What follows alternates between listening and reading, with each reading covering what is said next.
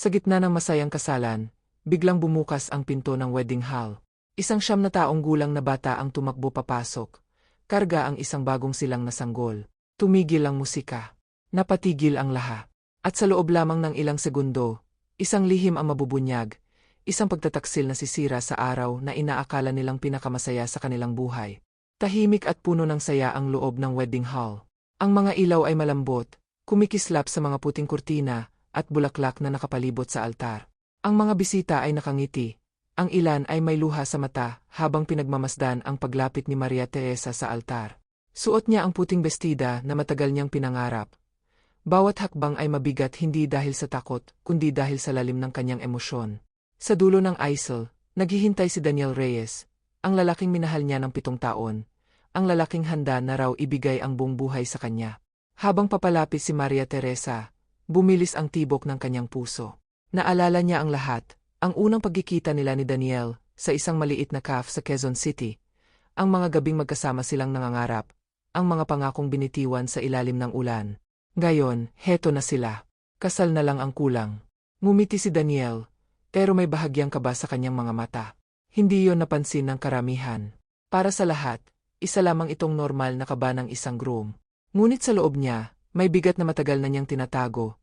Isang lihim na pilit niyang nililibing, umaasang hindi na kailanman lilitaw.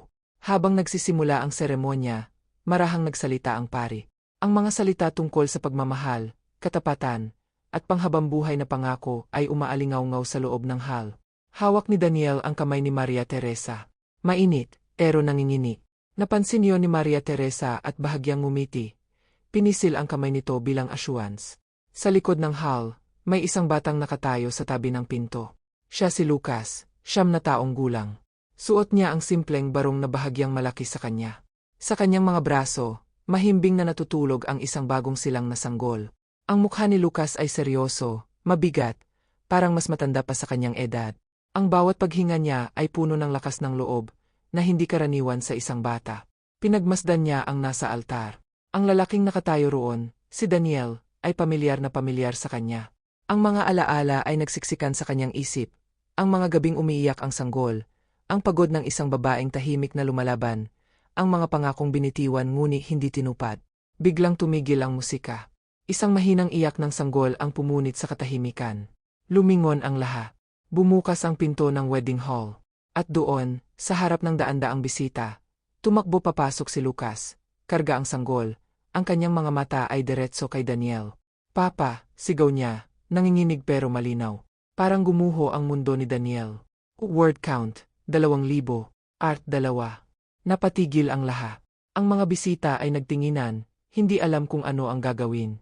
Ang pari ay napatameme, ang mga mata ay palipat-lipat kina Daniel, Maria Teresa, at sa batang nakatayo ngayon sa gitna ng aisle. Anong ibig sabihin nito? Bulong ng isang bisita. Si Maria Teresa ay napakapit sa dibdib niya.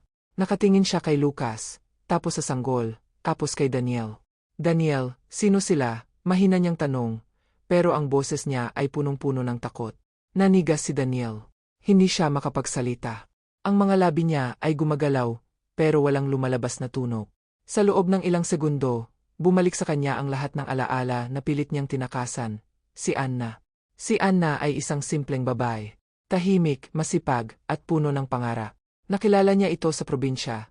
Noong panahong nalilito pa siya sa buhay at sa relasyon nila ni Maria Teresa. Isang pagkakamali, sabi niya sa sarili. Isang sandaling kahinaan na nauwi sa isang responsibilidad na hindi niya hinarap. Lumapit si Lucas, nakaturo ngayon kay Daniel. "Sinabi mo po na babalik ka," sabi niya, ang boses ay may halong galit at lungkot. "Sinabi mo na hindi mo kami iiwan." Umiyak ang sanggol, parang nararamdaman ang bigat ng sitwasyon. "Daniel," halos sigaw ni Maria Teresa. "Sabihin mo sa akin ang totoo." Tumulo ang luha ni Maria Teresa. Ang mga alaala ng kanilang relasyon ay parang salamin na biglang nabasag. Ang bawat piraso ay masakit. Sa wakas, bumuntong hininga si Daniel. "Anak ko siya," mahina niyang sabi. "At, kapatid niya ang batang iyan." Parang may sumabog sa loob ng hall. May mga napahawak sa bibig, may mga napaupo. Ang ina ni Maria Teresa ay napaluha. Ang ama niya ay napapikit sa galit at saki. "Bakit ngayon lang?" tanong ni Maria Teresa, nanginginig ang buong katawan. "Bakit sa araw ng kasal natin?" Sumagot si Lucas, kasi wala na po kaming makain kagabi. Kasi umiyak si mama gabi-gabi. Sabi niya, kung talagang may konsensya ka pa, haharap ka. Tahimik na tumulo ang luha ni Daniel. Hindi na niya kayang tumakas. Word count, 2,000, part 3. Sa gitna ng katahimikan, pumasok sa hall ang isang babae. Payat, maputla, pero matatag ang tindig. Si Anna. Ang kanyang mga mata ay pula sa kakaiyak, pero puno ng tapang. Lumapit siya kay Lucas at marahang kinuha ang sanggol. Pasensya na, sabi niya sa lahat. Hindi ko ginusto ang gulo. Pero kailangan kong ipaglaban ang mga anak ko. Napayuko si Daniel. Anna, mahina niyang sambik. Hindi ako pumunta para sirain ang kasal, sabi ni Anna. Sinira mo na iyon noong iniwan mo kami. Si Maria Teresa ay lumapit kay Anna.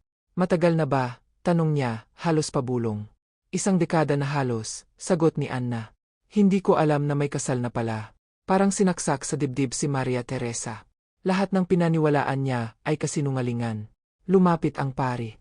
Maaari nating ipagpaliban ang seremonya, mahinahon niyang sabi. Umiling si Maria Teresa. Tumingin siya kay Daniel, ang lalaking minahal niya, ang lalaking hindi pala niya lubos na kilala. Hindi na kailangan, sabi niya. May mga kasalanang hindi pwedeng ipagpaliban. Tinanggal niya ang singsing at inilapag sa altar. Tahimik ang bawat segundo, pero ramdam ang sakit sa hangin. Patawad, sabi ni Daniel, umiyak na. Hindi sapat ang patawad kapag may mga buhay kang nasaktan, sagot ni Maria Teresa. Hinawakan ni Anna ang kamay ni Lucas. Halika na, sabi niya sa bata. Bago umalis, lumingon si Lucas kay Daniel. Hindi kita galit, apa. Pero sana maging totoo ka na. Umalis sila, iniwan ang isang hall na puno ng katahimikan at mga pusong sugatan. Word count, 2,000, part 4. Lumipas ang mga buwan. Tahimik ang buhay ni Maria Teresa. Lumipas siya ng tirahan, nagtrabaho ng mas mabuti, at unti-unting binuo ang sarili. May mga gabing umiiyak pa rin siya, pero mas madalas na ang katahimikan ay nagbibigay na sa kanya ng lakas. Si Daniel naman ay humarap sa responsibilidad. Naghanap siya ng paraan para suportahan sina Anna, Lucas, at ang sanggol na pinangalanan nilang Samuel. Hindi madali.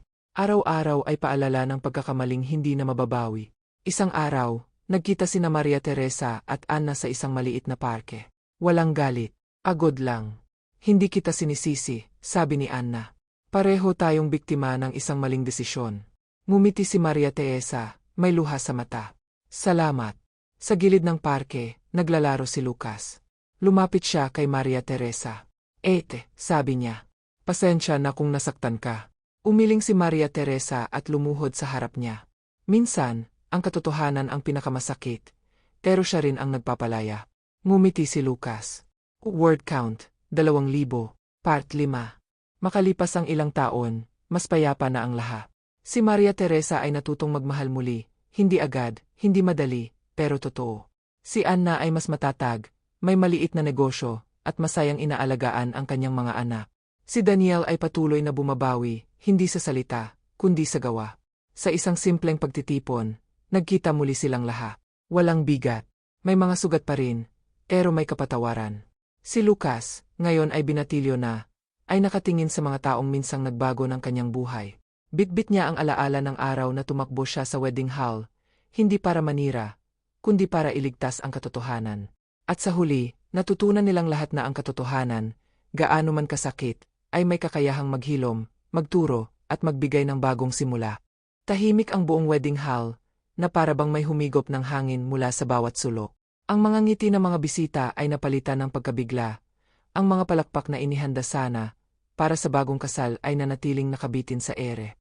Ang iyak ng sanggol ang tanging tunog na maririnig, paulit-ulit, parang martilyong tumatama sa dibdib ng bawat nakasaksi.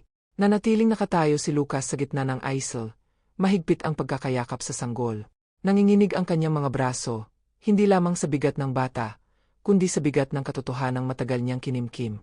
Ang kanyang mga mata ay hindi umaalis kay Daniel. Walang tako sa tingin ng bata, tanging paghihintay. Paghihintay na sa wakas ay magsalita ang lalaking minsang nangako sa kanila. Papa, muling sambit ni Lucas, mas mahina ngayon, pero mas masakit pakinggan. Napaatras ng isang hakbang si Daniel. Parang nawalan siya ng lakas sa mga binti. Ang mga mata niya ay paikot-ikot, naghahanap ng takas, pero walang pinto ang makapagliligtas sa kanya sa sandaling iyon. Ang bawat bisita ay nakatingin sa kanya. Ang bawat segundo ay parang isang taon. Daniel, nanginginig na tawag ni Maria Teresa. Hawak niya pa rin ang kamay ng lalaki. Pero ngayon ay ramdam niyang malamig na ito. Anong ibig sabihin nito? Sino ang batang yan? At yung sanggol. Hindi agad nakasagot si Daniel. Bumukas ang kanyang bibig, pero muling nagsara. Ang dibdib niya ay pataas-baba. Pilit hinahabol ang hininga. Ang mga alaala ng mga gabing pilit niyang kinalimutan ay biglang bumalik. Isang maliit na bahay sa probinsya. Isang babaeng umiiyak sa dilim. Isang batang lalaki na naghihintay sa pintuan tuwing gabi. May isang matandang bisita ang napaubo. Tila nahihiya sa katahimikan. Ang iba ay nagbulungan, ang ilan ay napapikit. Parang ayaw maniwala sa nasasaksihan. Daniel, mas malakas na ngayon ang boses ni Maria Teresa. Tumingin ka sa akin. Dahan-dahang humarap si Daniel sa kanya.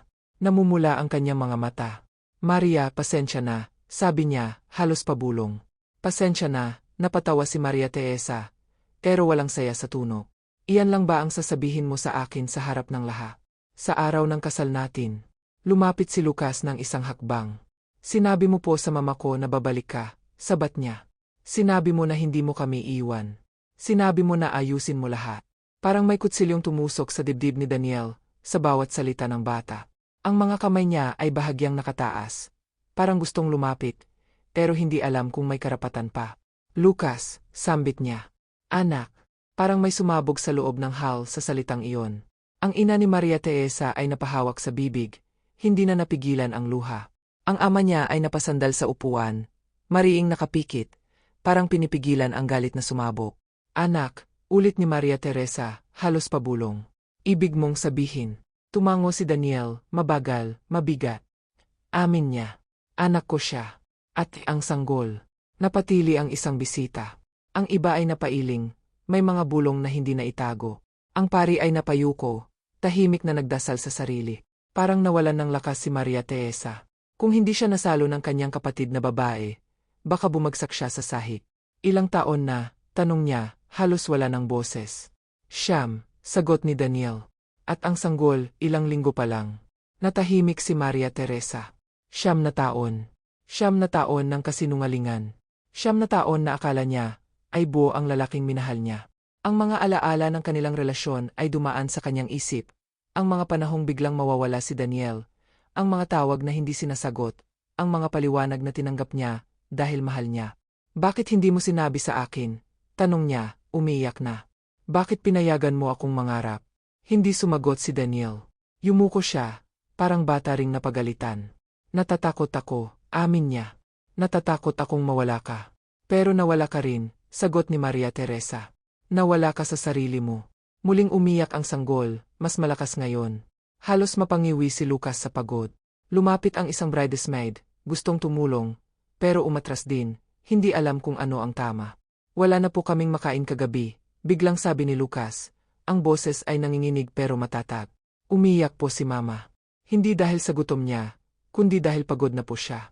Sabi niya, kung may natitira pa kayong konsensya, haharap kayo. Lalong bumigat ang katahimikan. Ang mga salitang iyon ay galing sa isang 9 na taong gulang, pero parang isinampal sa mukha ng lahat ng naroon.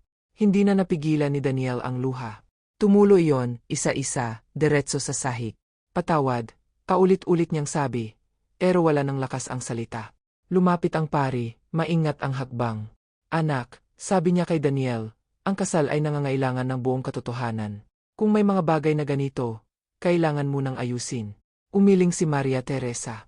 Hindi na ito tungkol sa kasal, sabi niya. Tungkol na ito sa pagkatao. Tumingin siya kay Lucas. Nakita niya ang pagod sa mukha ng bata, ang tapang na pilit tinatago ang tako. Dahan-dahan siyang lumapit. Anong pangalan mo? Tanong niya, mahinahon. Lucas po, sagot ng bata. Ngumiti si Maria Teresa sa kabila ng luha. Salamat sa katotohanan, sabi niya. Hindi madali ang ginawa mo. Nagulat ang lahat sa sinabi niya. Maging si Daniel ay napatingin sa kanya, may pagtataka at hiya. Sa pintuan ng hall, may isang babaeng nakatayo. Payat, maputla, hawak ang gilid ng pinto na parang doon kumukuha ng lakas. Tahimik siyang umiiyak habang pinagmamasdan ang eksena. Siya si Anna. Hindi pa siya lumalapit. Hindi pa. Pero alam ng kanyang puso na tapos na ang pagtatago. Sa gitna ng lahat ng iyon, isang katotohanan ang malinaw, wala nang babalik sa dati. Ang kasal na puno sana ng saya, ay naging simula ng pagguho ng mga kasinungalingan. At sa gitna ng lahat, isang bata at isang sanggol ang naging tinig ng katotohanang matagal nang gustong marinig. Dahan-dahang humakbang papasok si Anna sa loob ng wedding hall. Ang bawat yabag niya ay parang may kasamang bigat ng mga taon ng pananahimik at pagtitiis. Napalingon ang ilang bisita nang mapansin siya, at unti-unting kumalat ang bulungan. May kakaiba sa kanyang presensya, hindi siya magarbo, hindi rin siya galit. Pagod lang. Pagod na pagod. Lumapit siya kay Lucas at marahang inilagay ang kamay sa balikat ng bata. Halika, mahina niyang sabi. Kinuha niya ang sanggol mula sa mga bisig ng anak. Dahan-dahan, parang ayaw istorbohin ang munting nilalang na walang kamalay-malay sa gulo ng mundo. Agad na tumahimik ang sanggol, para bang naramdaman ang yakap ng ina. Huminga ng malalim si Anna bago tumingin sa altar. Doon, nakatayo si Daniel, ang lalaking minsang nangako ng pamilya, ng kinabukasan, ng katotohanan. Ngayon, tila isa na lamang siyang anino ng sarili niya. Hindi ko ginusto ang ganito, sabi ni Anna, malinaw ngunit mahinahon ang boses. Hindi ko ginusto na sa ganitong paraan lalabas ang lahat. Tahimik ang hall. Walang gustong gumalaw. Kahit ang mga iyak ay parang natigil. Lumapit ng bahagya si Daniel. Anna, sambit niya, nanginginig ang tinik. Pasensya na. Hindi ko alam kung paano haharap. Matagal mo nang alam kung paano haharap. Putol ni Anna. Hindi tumataas ang boses, pero ramdam ang bigat ng bawat salita. Pinili mo lang na huwag. Napatungo si Daniel. Wala na siyang maisago. Si Maria Teresa ay nakatayo pa rin sa harap ng altar. Ang puting bestida niya ay parang mas mabigat na ngayon kaysa kanina. Dahan-dahan siyang humarap kay Anna. Ikaw ba ang... Hindi niya tinapos ang tanong. Tumango si Anna. Ako ang ina ng mga anak niya. Nagkatinginan silang dalawa. Walang sigawan. Walang eksena. Dalawang babaeng parehong nasaktan ng isang kasinungalingan. Matagal na ba? Tanong ni Maria Teresa, halos pabulong. Halos 10 taon, sagot ni Anna. Hindi ko alam na may ibang buhay siya rito. Ang alam ko lang, may ama ang mga anak ko na nangakong babalik. Parang may humigpit sa dibdib ni Maria Teresa. 10 taon. 10 taon na sabay-sabay silang niloko ng panahon, at ng lalaking nasa gitna nila ngayon. Bakit ngayon ka lang dumating? Tanong ni Maria Teresa. Hindi galit, kundi pagod. Tahimik akong nabuhay, sagot ni Anna. Pinili kong magtiis. Akala ko kaya ko. Pero nang makita kong gutom na ang mga anak ko, at ang puso ko'y pagod na rin, wala na akong magawa kundi ipaglaban ang katotohanan. Tumulo ang luha ni Maria Teresa. Hindi niya alam kung kanino siya magagalit, kay Daniel, sa sarili, o sa tadhana. Lumapit ang pari, marahan ang tinik. Sa ganitong sitwasyon, maaari nating ihinto muna ang seremonya. Sabi niya, maingat na pinipili ang mga salita. Ang kasal ay isang sakramento ng katotohanan at pananagutan. Tumingin si Maria Teresa sa altar, sa mga bulaklak, sa singsing na ilang minuto lang ang nakalipas ay simbolo ng pangarap. Dahan-dahan niyang hinubad ang singsing sa kanyang daliri. Nanginginig ang kamay niya, pero matatag ang loob. Hindi na kailangan, sabi niya. May mga bagay na hindi na dapat ituloy kapag ang pundasyon ay kasinungalingan. Isinilid niya ang singsing sa palad ni Daniel. Hindi niya ito inihagis. Hindi rin niya iniwan sa sahig. Isinuko niya ito, tahimik, may dignidad. Hindi kita kinasusuklaman, dagdag niya, nakatingin sa mga mata ni Daniel. Pero hindi na kita kayang paniwalaan. Parang gumuho ang huling peder sa loob ni Daniel. Napaluhod siya, hindi para humingi ng awa, kundi dahil wala na siyang lakas tumayo. Patawad, paulit-ulit niyang sabi, parang dasal na wala nang makakarinig. Tahimik na humawak si Anna sa kamay ni Lucas. Halika na, sabi niya sa bata. Uwi na tayo. Bago tuluyang umalis, lumingon si Lucas kay Daniel. Walang gali sa kanyang mga mata, tanging lungkot at pag-asa. Hindi kita galit, Papa, sabi niya. Gusto ko lang na maging totoo ka na. Tumango si Daniel, umiyak. Pangako, sabi niya, pero ang pangakong iyon ay huli na para sa marami. Lumabas sina Anna at Lucas ng hall. Dala ang sanggol at ang bigat ng isang katotohanang sa wakas ay nabitawan. Ang pinto ay muling nagsara, at naiwan sa loob ang katahimikan, hindi ang katahimikan ng kapayapaan, kundi ng pagkawasa. Unti-unting nagsitayuan ang mga bisita, tahimik na lumalabas, walang salitang binibitawan. Ang kasal na inaasahang magiging simula ng isang bagong buhay, ay naging wakas ng isang malaking kasinungalingan. Nanatili si Maria Teresa sa harap ng altar. Umupo siya sa isang upuan, Hinayaan ang luha na pumatak ng walang pumipigil. Lumapit ang kanyang ina at niyakap siya ng mahigpit. Anak, bulong ng ina, masakit, pero mas mabuti na ngayon kaysa habang buhay. Tumango si Maria Teresa. Sa kabila ng sakit, may kakaibang linaw sa kanyang dibdib. Ang katotohanan ay masakit, pero ito rin ang unang hakbang palayo sa isang buhay na hindi kanya. Sa labas ng hall, huminga ng malalim si Anna. Naramdaman niya ang hangin na parang unang beses niyang nalanghap, matapos ang mahabang paglubog. Hindi niya alam kung ano ang susunod, pero alam niyang hindi na siya magtatago. At sa gitna ng araw na iyon, isang kasalang hindi natuloy, may mga buhay na nagsimulang magbago, hindi dahil sa perpektong pangarap, kundi dahil sa katotohanang sa wakas ay hinarap. Lumipas ang mga araw, at kasabay ng paglipas ng ingay ng nasirang kasal, ay ang unti-unting pagharap ng bawat isa sa katahimikang iniwan ng katotohanan. Walang musika, walang palakpak, at wala ring selebrasyon. Tanging mga tanong na paulit-ulit bumabalik tuwing gabi. Si Maria Teresa ay umalis na Maynila, makalipas lamang ang ilang araw. Hindi niya kinaya ang bawat sulok ng lungsod na may alaala ni Daniel. Ang cafe kung saan sila unang nagkita. Ang simbahan na minsan nilang tinawanan habang naglano ng kasal. Ang maliit na apartment na pinangarap nilang gawing tahanan. Lumipas siya sa isang mas tahimik na lugar, malapit sa dagat, kung saan mas malakas ang tunog ng alon kaysa sa ingay ng alaala. Sa mga unang linggo, halos hindi siya makatulog. Kapag pinipikit niya ang mga mata, bumabalik ang eksena sa wedding hall, ang sigaw ni Lucas, ang iyak ng sanggol, ang mukha ni Daniel na puno ng pagsisisi. May mga gabing napapaiyak siya ng walang dahilan, at may mga umaga namang nagigising siyang parang walang laman. Ngunit unti-unti, natutunan niyang bumangon. Naghahanap siya ng trabaho, tinanggap ang isang posisyon sa maliit na publishing office. Doon, nagsimula siyang magsulat, hindi para sa iba, kundi para sa sarili. Isinusulat niya ang sakit, ang galit, ang pagkalito. Sa bawat pahina, pakiramdam niya ay may kaunting bigat na nababawas sa kanyang dibdib. Samantala, si Daniel ay naiwan sa lungsod na puno ng alaala ng kanyang pagkakamali. Walang kasal, walang palakpakan, walang bagong simula. Sa halip, may responsibilidad na matagal niyang tinakasan. Lumipat siya sa mas maliit na apartment, mas malapit kina Anna at sa mga bata. Hindi yon madali. Sa bawat pagpunta niya roon, ramdam niya ang hiya at bigat ng mga mata ni Lucas na tahimik lang, hindi nanunumbat, pero hindi rin nakakalimot. Nagsimula siyang magbigay ng suporta, hindi lang pera, kundi oras. Siya ang nagbabantay kay Samuel tuwing gabi, para makapagpahinga si Anna. Siya ang naghahatid kay Lucas sa paaralan, tahimik lang sa biyahe, pero naroon. Hindi siya humihingi ng tawad sa salita. Natutunan niyang ang paulit-ulit na, patawad, ay nawawalan ng saysay kung walang kasunod na gawa. Si Anna naman ay dahan-dahang bumangon mula sa mga taong pagod. Naghanap siya ng paraan para kumita, nagbenta ng lutong pagkain sa umaga, naglaba sa hapon, at sa gabi ay nag-aaral ng mga simpleng online skills. Hindi siya umaasa kay Daniel ng buo. Tinanggap niya ang tulong, pero hindi isinuko ang sariling lakas. May mga gabing tahimik silang nagkakasama, walang usapan tungkol sa nakaraan, walang tanong tungkol sa kasal na hindi natuloy. Ang tanging mahalaga ay ang kasalukuyan, at ang dalawang batang kailangang lumaki sa maayos na mundo. Isang hapon, sa isang maliit na parke malapit sa dagat, nagkita sina Maria Teresa at Anna. Hindi ito planado. Pareho lang silang napadpad doon, naghahanap ng hangin na magpapagaan sa dibdib. Nagkatinginan sila, parehong nagulat, parehong nag-alinlangan. Si Anna ang unang nagsalita. Kamusta ka na? Ngumiti si Maria Teresa. Pilit pero totoo. Humihinga na ulit. Tumango si Anna. Naupo sila sa magkatabing bangko, may pagitan na sapat para sa katahimikan.